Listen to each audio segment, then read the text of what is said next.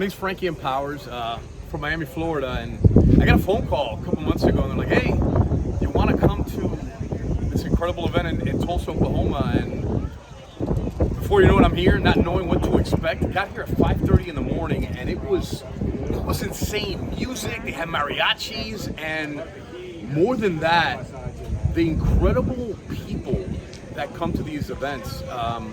It seems like every single real hardcore American, God-fearing, God-loving American is right here in Tulsa, Oklahoma. And on top of that, I mean, the amount of value that we're given, you know, talking about wealth, talking about our business, how to expand, how to grow, and not just when it comes to making money, it's about serving one another. An incredible experience. Highly recommend if you're thinking about wanting something more out of life, for your business, for yourself, for your loved ones, this is the place to go.